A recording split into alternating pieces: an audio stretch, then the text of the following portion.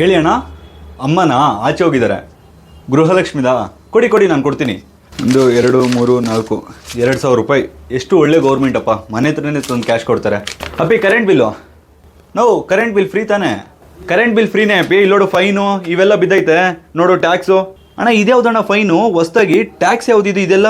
ಅಪ್ಪಿ ಇವೆಲ್ಲ ನೀನು ಏನಿದ್ರು ಕೂಡ ಸರ್ಕಾರದ ಹತ್ರ ಮಾತಾಡ್ಕೊ, ನನ್ನ ಹತ್ರ ಮಾತಾಡಕ್ಕೆ ಬರಬೇಡ. ಏನು ಕಟ್ತೀಯಾ ಇಲ್ಲ ಮೀಟ್ರ್ ಕಟ್ ಮಾಡ್ಲಾ? ಎಷ್ಟಣ್ಣ? ತಗೊಳ್ಳಿ. ಕೊಡು ಸುಮ್ಮನೆ. 1,500 ರೂಪಾಯಿ ಉಳೀತು.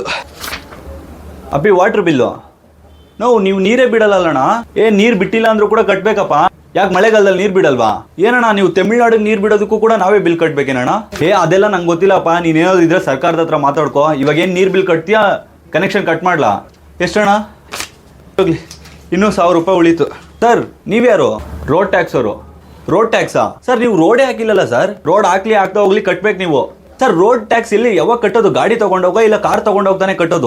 ಇವಾಗೆಲ್ಲ ರೂಲ್ಸ್ ಚೇಂಜ್ ಮಾಡವ್ರೆ. ಯಾಕೆ ನಿನ್ನ ಮನೆಯಿಂದ ಆಚೆ ಬಂದರೆ ರೋಡ್ ಇಲ್ಲೇನೋ? ಮನೆ ಹತ್ರನೇ ಬಂದು ಕಲೆಕ್ಟ್ ಮಾಡೋದು ರೋಡ್ ಟ್ಯಾಕ್ಸು. ಸರ್ಕಾರ ರೂಲ್ಸ್ ಚೇಂಜ್ ಮಾಡೋದು ನಾವೇನು ಮಾಡೋಣ ಸರ್?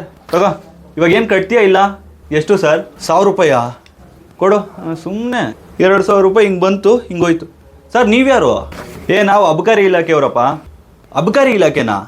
ಸರ್ ನಾನು ಕುಡಿಯೋದು ಬಿಟ್ಟು 6 ತಿಂಗಳಾಯ್ತು ಸರ್. ನನಗೆ ಇದೆಲ್ಲ ಬೇಡ.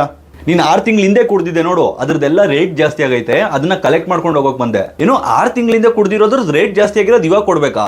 ಅಪ್ಪ ಕಲೆಕ್ಟ್ ಮಾಡ್ಬೋದು, ಈ ಹಿಂದೆದಾದ್ರೆ ಏನು? ಸರ್ ಸತ್ಯವಾಗ್ಲೂ ನನ್ನ ಹತ್ರ ದುಡ್ಡಿಲ್ಲ ಸರ್. ಇವಾಗೇನು ನೀನು ಕೊಡ್ತೀಯಾ ಇಲ್ಲ? ಪೊಲೀಸ್ ಸ್ಟೇಷನ್ ಕರ್ಕೊಂಡು ಹೋಗ್ಲಾ?